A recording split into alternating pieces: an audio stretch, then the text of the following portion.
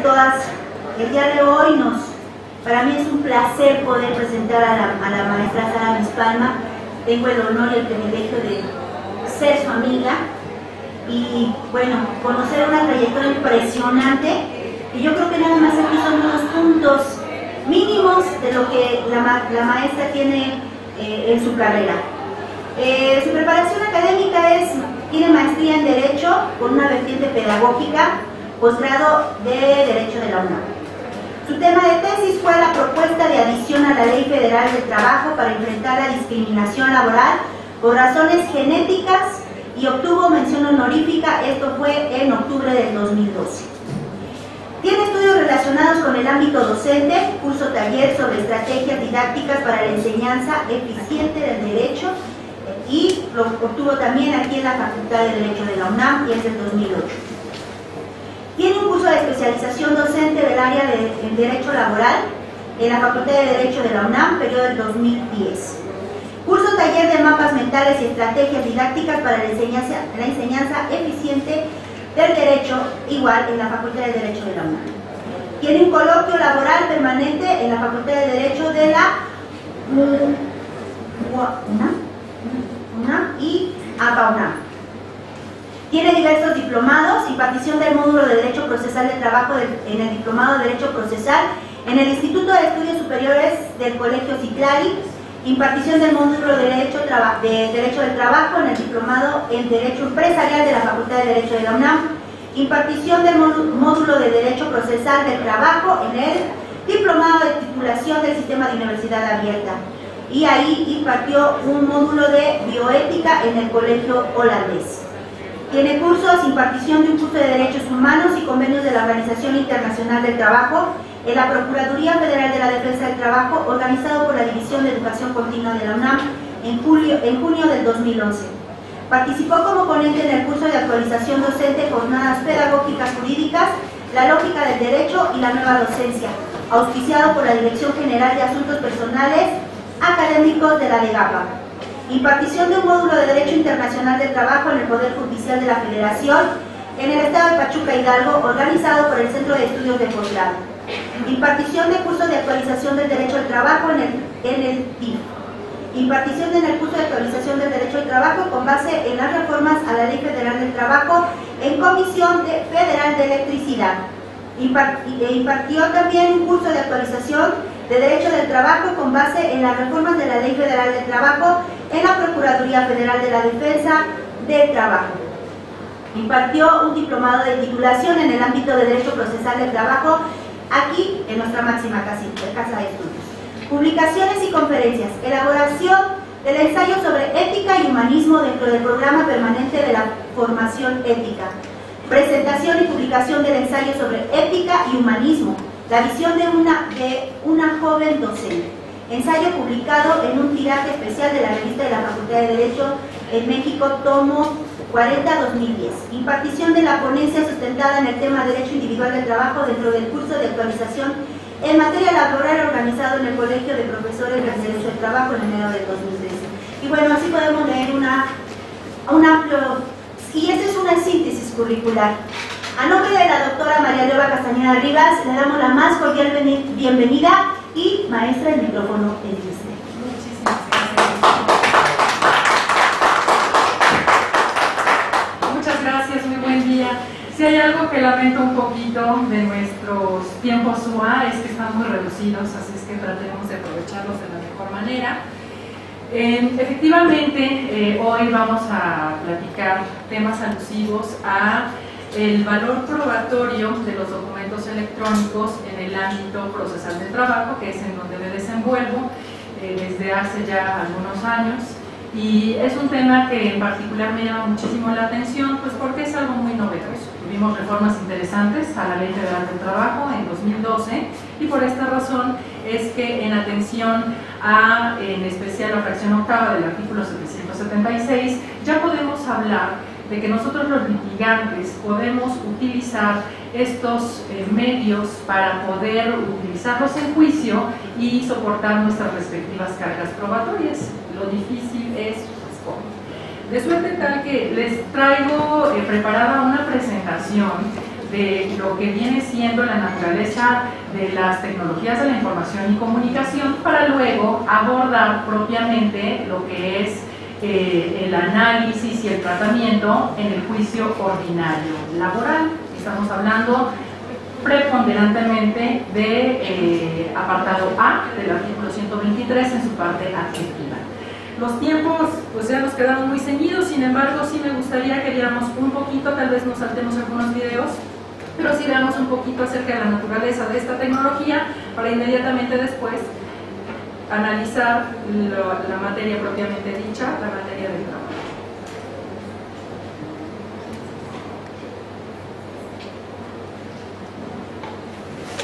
No se escucha tanto. El audio no lo cambia.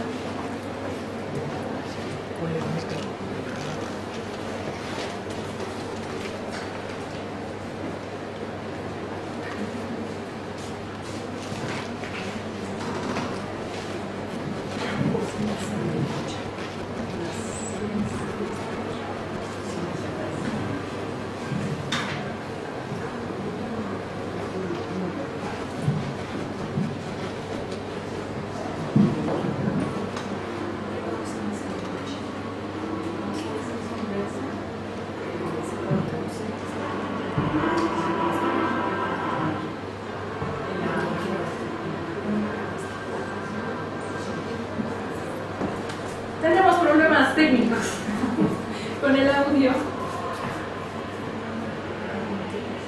pero no importa, ahorita traen las bocinas y mientras tanto les pido de favor que vayan leyendo la información que aparece en el video.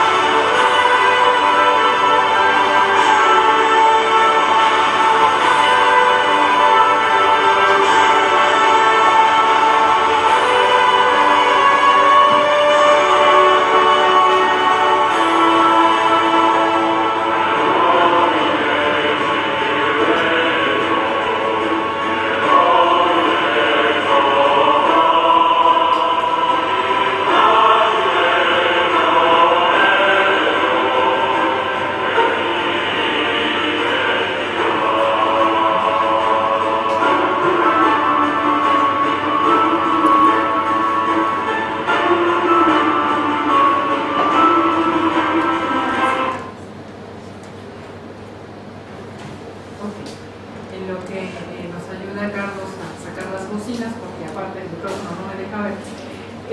Lo que este video pretende mostrar es que precisamente por estas innovaciones tecnológicas a partir del fenómeno de la globalización es que nuestras autoridades, en este caso las autoridades laborales, las juntas de conciliación y arbitraje, se sintieron desfasadas respecto del uso de las mismas para efecto de ofrecimiento en el ámbito procesal, en concreto como material probatorio. Veamos un poco de los antecedentes. Estos antecedentes pues nos remiten forzosamente a Estados Unidos en plena Guerra Fría, en donde se observa que como elemento propio no solamente de globalización en sí, sino por una cuestión de avance, de espionaje, de superación, es que se empiezan a implementar, a fomentar, y de ahí que nace lo que conocemos como la triple W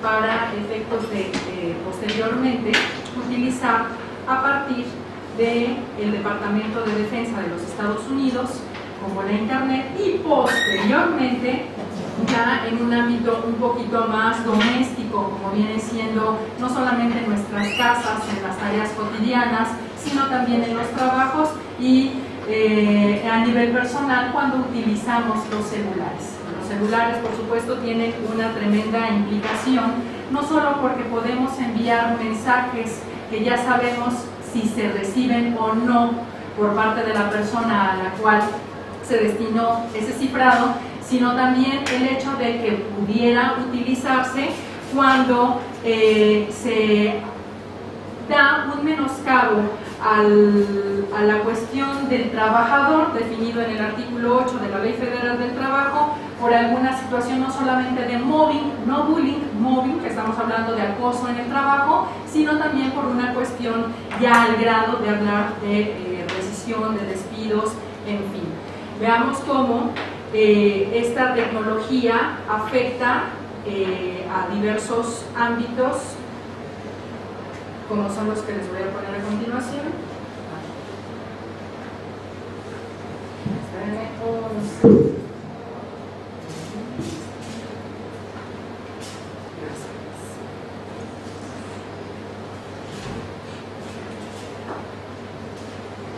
¿Qué vienen siendo estos que están observando? Vean, tenemos primeramente como uso de TICs a las redes, telefonía fija, banda ancha, telefonía móvil, redes de televisión, redes en el hogar. ¡Qué maravilla que contratando con la empresa telefónica una banda ancha podamos llevar nuestro internet a todos lados! ¡Qué maravilla poderlo exhibir en un momento dado en un proceso! ¡Qué maravilla que a través de las redes de televisión y de las redes en el hogar, bajando la información de internet, podamos ver el programa que queramos, podemos ver el documental que queramos! El uso de las TICs además se aplica también en lo que se conoce como hiperlink. En la hiperlink estamos hablando de todo lo que viene siendo la tecnología enciclopédica propiamente dicha. Tan es así que de las primeras enciclopedias que dieron luz aquí fue la Wikipedia, y que en su evolución lo podemos observar también en sistemas operativos para ordenadores, como son los que estamos viendo hoy. Vamos a ver un video respecto de estos usos para que nos quede más claro. ¿Qué es un sistema operativo? Un sistema operativo es un software que actúa de interfaz entre los dispositivos de hardware y los programas usados por el usuario para manejar su computador. Es responsable de gestionar, coordinar las actividades y llevar a cabo el intercambio de los recursos. Actúa como estación para las aplicaciones que se ejecutan en la máquina. Uno de los propósitos de un sistema operativo como programa consiste en gestionar los recursos de localización y protección de acceso de hardware, hecho que alivia a los programadores de aplicaciones de tener que tratar con estos detalles. Se encuentra en la mayoría de aparatos electrónicos que utilizan microprocesadores para funcionar, teléfonos móviles, reproductores de DVD, computadoras, radios, etc. Componentes de un sistema operativo. Gestión del proceso. Un proceso es simplemente un programa en ejecución que necesita recursos para realizar su tarea, tiempo de CPU, memoria y archivos de dispositivos de entrada y salida. El sistema operativo es responsable de crear y destruir los procesos, parar y reanudar los procesos, ofrecer mecanismos para que se comuniquen y sincronicen. La gestión del proceso podría ser similar al trabajo de oficina. Se puede tener una lista de tareas a realizar y a estas fijarle prioridades alta, media y baja. Debemos comenzar haciendo las tareas de prioridad alta.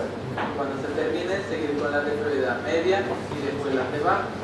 Una vez realizadas las tareas, se tachan. Esto puede traer un problema, que las tareas de baja prioridad nunca se ejecuten y permanezcan en la lista para siempre. Para solucionar esto, puede asignar alta prioridad a las tareas más antiguas. Gestión de la memoria principal. La memoria informática es una gran tabla de palabras o bytes que se referencian cada una mediante una dirección única. Este almacén de datos de rápido acceso es compartido por la CPU y los dispositivos de entrada y salida. Es volátil y pierde su contenido en los fallos del sistema. El sistema operativo es responsable de conocer qué partes de la memoria están utilizadas y por quién, decidir qué procesos se cargarán en memoria cuando hay espacio disponible, asignar y reclamar espacio de memoria cuando sea necesario. Gestión de almacenamiento secundario. Un sistema de almacenamiento secundario es necesario, ya que la memoria principal, almacenamiento primario, es volátil y además muy pequeña para almacenar todos los programas y datos. También es necesario mantener los datos que no convenga mantener en la memoria principal. El sistema operativo se encarga de planificar los discos, gestionar el espacio libre, asignar el almacenamiento. El sistema de entrada y salida consiste en un sistema de almacenamiento temporal, caché, una interfaz de manejadores de dispositivos y otra para dispositivos concretos. El sistema operativo debe gestionar el almacenamiento temporal de entrada y salida y servir las interrupciones de los dispositivos de entrada y salida. Sistemas de archivos. Los archivos son colecciones de información relacionada definidas por sus creadores. Estos almacenan programas en código fuente y objetos y datos tales como imágenes, texto, información de base de datos, etc. El sistema operativo es responsable de construir y eliminar archivos y directorios, ofrecer funciones para manipular archivos y directorios, establecer la correspondencia entre archivos y unidades de almacenamiento, realizar copias de seguridad de archivos. Existen diferentes sistemas de archivos, es decir, existen diferentes formas de organizar la información que se almacena en la memoria de los ordenadores. Por ejemplo, existen los sistemas de archivos FAT, FAT32, NT, PS. Desde el punto de vista del usuario, estas diferencias pueden parecer insignificantes a primera vista.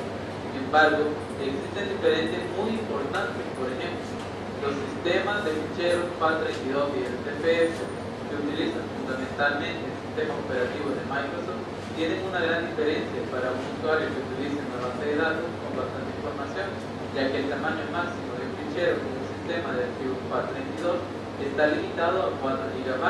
Sin embargo, un sistema NTFS, el tamaño es considerablemente mayor. Sistemas de protección, mecanismos que controlan el acceso de los programas o los usuarios a los recursos del sistema. El sistema operativo se encarga de distinguir entre uso autorizado y no autorizado, especificar los controles de seguridad a realizar, forzar el uso de estos mecanismos de protección. Sistema de comunicación. Para mantener las comunicaciones con otros sistemas es necesario poder controlar el envío y recepción de información a través de las interfaces de red. También hay que crear y mantener puntos de comunicación que sirvan a las aplicaciones para enviar y recibir información, y crear y mantener conexiones virtuales entre aplicaciones que estén ejecutándose localmente y otras que lo hacen remotamente. Programas de sistema. Son aplicaciones de utilidad que suministran con el sistema operativo pero no forman parte de él. Ofrecen un entorno útil para el desarrollo y ejecución de programas, siendo alguna de las tareas que realizan: manipulación y modificación de archivos, información del estado del sistema, soporte al lenguaje de programación, comunicación, gestor de recursos. Como gestor de recursos, el sistema operativo administra la CPU, unidad central del proceso, donde está alojado el microprocesador, los dispositivos de entrada y salida, la memoria principal, los discos, los procesos y en general todos los recursos del sistema. Características de los sistemas operativos: administración de tareas, monotareas, solamente puede ejecutar un proceso, aparte de los procesos del propio sistema operativo. En un momento momento dado. Una vez que empiezan a ejecutar el proceso, continuará haciendo la finalización o interrupción. Multitarea. Es capaz de ejecutar varios procesos al mismo tiempo. Este tipo de sistema operativo normalmente asigna los recursos disponibles de forma alternada a los procesos que lo soliciten, de manera que el usuario percibe que todos funcionan a la vez de forma concurrente. Administración. Y así sucesivamente.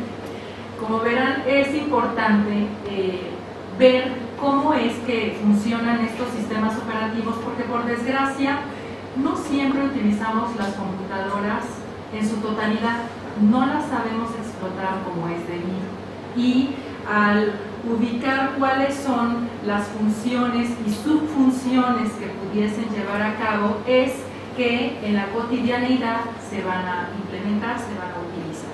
Tan es así que observamos que cotidianamente, y ya forma parte de nuestra vida laboral muy concreta, el correo electrónico ya forma parte de ese diario, así como también el poderlo utilizar en algunas transacciones u operaciones bancarias. Ya no es necesario que nos constituyamos físicamente en un banco para poder hacer alguna gestión. Sin embargo, de la diapositiva anterior, nótese la parte en donde se comentó que estos sistemas operativos debían de tener un soporte tal que viene traducido o equiparado a una plataforma sumamente cuidada de difícil acceso para que no se pueda meter cualquier hacker a tergiversar, manipular una información y que, tratándose de cuestiones bancarias, pudiese resultar sumamente perjudicial, contraproducente el haber accesado ahí, porque simple y sencillamente nos lo hacían a cuenta, ¿de acuerdo? Entonces siempre es necesario tener un soporte idóneo, y por lo mismo la Ley Federal del Trabajo, a través de un capitulado ya muy específico, buscó aperturarse y ya inclusive hasta define todo lo alusivo a lo que debemos de entender como una firma electrónica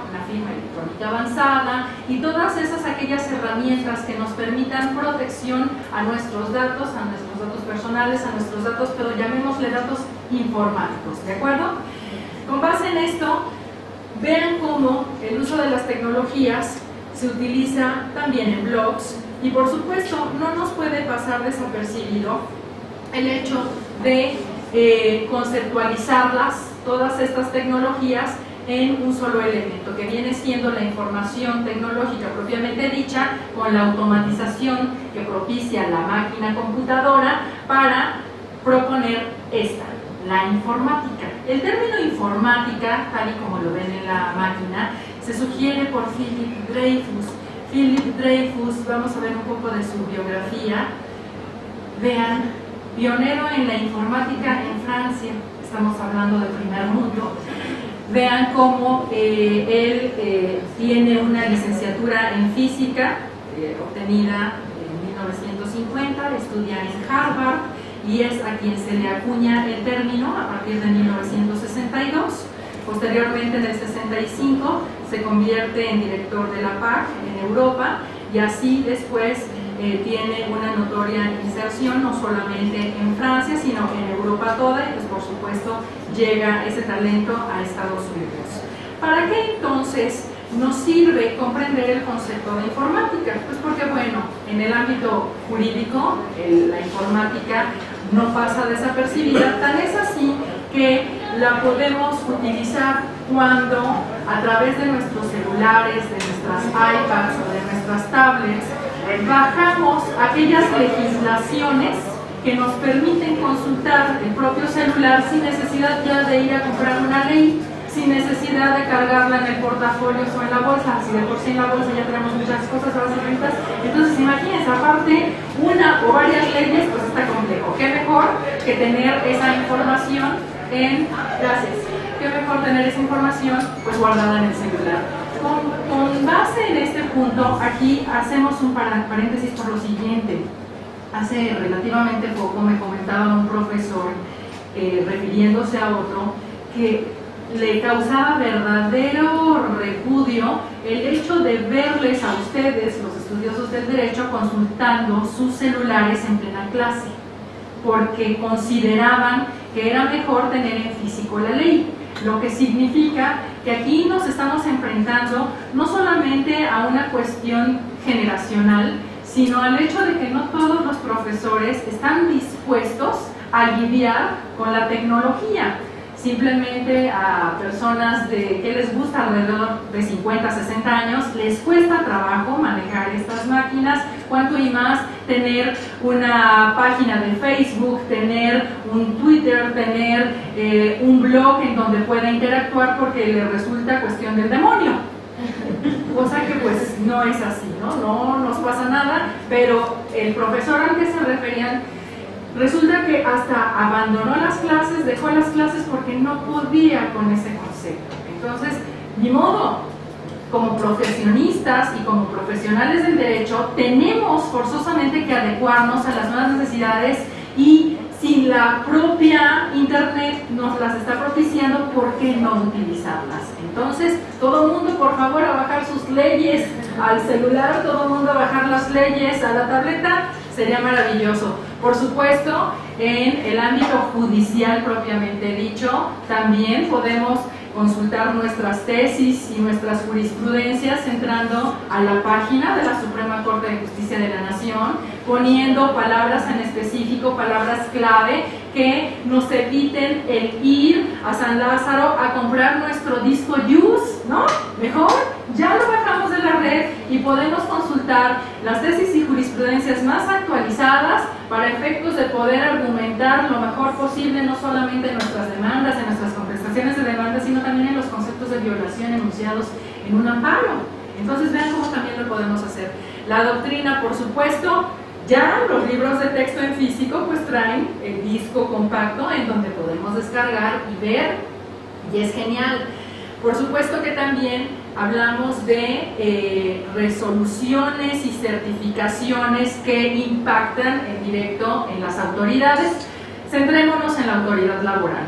Nos ocurría a los litigantes que en ocasiones, cuando por alguna razón había desaparición de los expedientes, se tenía que convocar a una audiencia en donde tuviésemos que reponer los autos, exhibiendo constancias, la copia de la copia, para volver a integrar un expediente más sobre el cual trabajar. Ahora no, resulta que las juntas de conciliación y arbitraje se están dando a la tarea de digitalizar absolutamente todas las constancias para efecto de que las podamos consultar a través de la página de las respectivas autoridades laborales, y de esa manera no llegar al absurdo de gestionar alguna audiencia de reposición de autos. Inclusive cuando sabemos, porque suele suceder, que alguna de las partes, por descuido, negligencia, dolo o mala fe, notorísima mala fe, quiere sustraer alguna constancia, también se baja de la red, del sistema, esa misma constancia que se sustrajo, se certifica, y esa certificación hace las veces de un documento original. Vean, y así nos evitamos tiempos. Y de por sí los juicios ordinarios en cualquier materia son dilatadísimos, yo creo que con este tipo de herramientas ya es más sencillo. Aunque claro, ahorita lo que nos está pasando a los litigantes es que cuando vamos a los archivos o a las áreas de enlace a preguntar por los expedientes, nos dicen están en digitalización, pero resulta que están en digitalización desde hace 5 meses, ¿no? Entonces es un estire y afloje que paulatinamente vemos se tiene que ir corrigiendo, pero lo interesante es que ya se le está perdiendo el temor a este tipo de herramientas.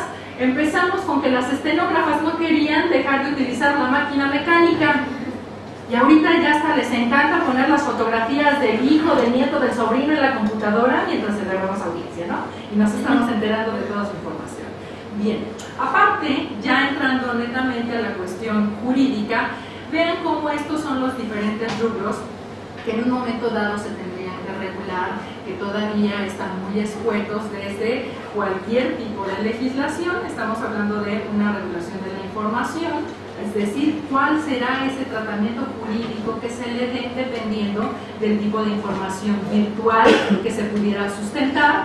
También Ha causado muchísimo revuelo la protección de datos personales, y no solamente me estoy refiriendo a esos datos personales que pueden quedar plasmados en letra en una hoja de papel, pero ahora en una hoja de papel virtual, sino también esa protección de datos, llamémosle hasta biopersonales, cuando nos hacen escaneos en retinas, cuando nos hacen escaneos en huellas digitales, y que de alguna forma toda esa información está en todos lados. Cualquiera puede saber de nosotros, de nuestra inclusive personalidad, tan solo con accesar a la red, ¿ok? Entonces es necesario ver que toda esa cuestión quede perfectamente bien regulada.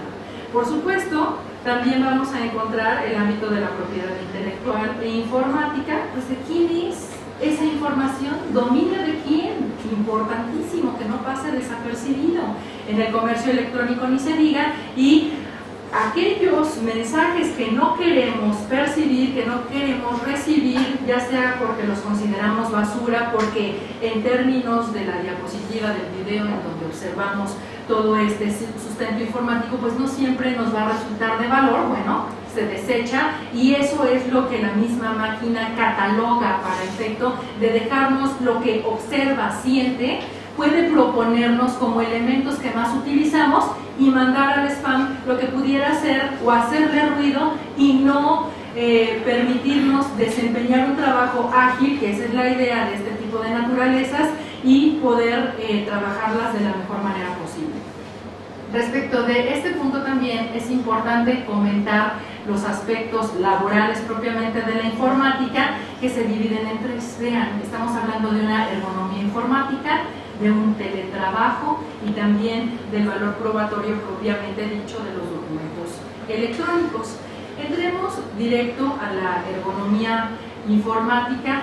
En este caso, de lo que se trata es que se generen todos esos recursos idóneos para que tanto el trabajador como el patrón puedan desempeñar sus funciones de la mejor manera posible.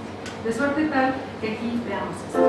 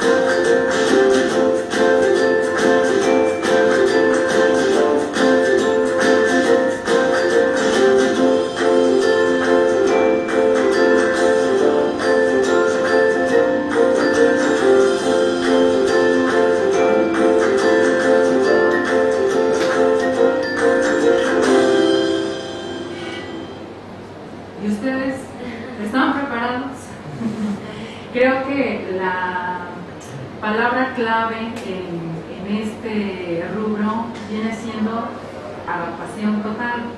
Eso en el entendido de que debemos de apreciarlo y utilizarlo en su justo valor, porque podemos llegar al extremo de despersonalizarnos si tan solo nos ceñimos a utilizar este tipo de herramientas.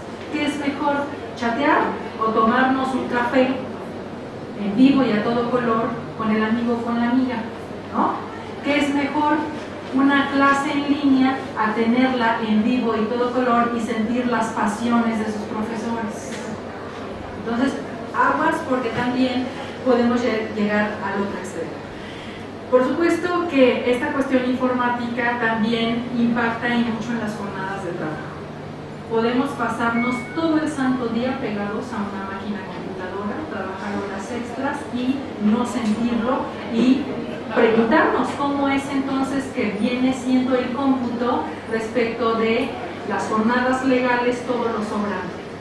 Vean cómo el hecho de trabajar a través de estos medios nos facilita el ya no tener que llevar a cabo largos trayectos, y además trayectos difíciles, con tráficos, con marchas, con manifestaciones, mientras que podemos hacerlo, si la naturaleza lo permite, en la comodidad de nuestras casas, porque ya tenemos ese medio que nos permite estar comunicados, pero que de alguna manera también nos genera la pregunta: ¿y en dónde queda ese concepto establecido en el artículo 10 de la Ley General, de la Ley Federal del Trabajo, en donde se habla de un trabajo personal y subordinado a cambio de un salario? Vean cómo la misma tecnología nos enfrenta con estas situaciones que nos hacen notar que tal vez haya necesidad de hacer nuevas reformas. Estamos en el mismo tenor respecto de las vacaciones y de los días de descanso. Sabemos que por cada aniversario generado, laboralmente hablando, tenemos un derecho a un mínimo de 6, 8, 10, 12 bloques de 14, bloques de 16. Sin embargo, cuando estamos desempeñando un trabajo mayormente mental, ¿será necesario también tomarnos unas vacaciones en ese mismo tenor? Igual hasta son más, ¿me explico? Vean cómo también el desempeño de nuestro trabajo, ahí se nota como de las definiciones que nos dan nuestros teóricos, que es esa actividad física o esa actividad netamente mental. Aquí se observa más la cuestión mental, ¿no es así? El salario, ni se diga. ¿Cómo es que vamos a catalogar el pago del salario cuando estamos hablando de salarios mínimos de 70 pesos con 10 centavos y en un video previo estamos observando que quien no le entra a la tecnología pues va a ganar muchísimo menos cantidad de dinero que la que en verdad nos corresponde? Y así sucesivamente respecto de otros parámetros. ¿Se nos acabó el tiempo, Gris? Se nos acabó. Y es una presentación, vamos, como que en la 27 de 147. Entonces, bien, lo que podemos hacer es esto, ya sea que convoquemos a una nueva charla para que, ya conociendo la naturaleza de las tecnologías de la información y de la comunicación, ya podamos hablar en concreto de lo que viene siendo el valor probatorio de los documentos electrónicos en un proceso ordinario laboral. La verdad es interesantísimo, es lo de hoy, y como abogados debemos de estar preparados y actualizados para enfrentarlo a la dinámica procesal cotidiana, y pues yo estoy puestísima para cuando ustedes me indiquen, pues nosotros más, porque es un privilegio tenerla aquí con nosotros, que nos dé un tiempo que sabemos que es muy difícil en su agenda, que nos permita compartir con todos nosotros conocimientos que vamos a la vanguardia. Maestra, a nombre de la doctora María Loba Castañeda Rivas, directora de esta facultad, y a nombre de nuestras autoridades, el maestro Ledesma Pichet, le damos su reconocimiento y obviamente el reconocimiento de todos ustedes con un fuerte aplauso.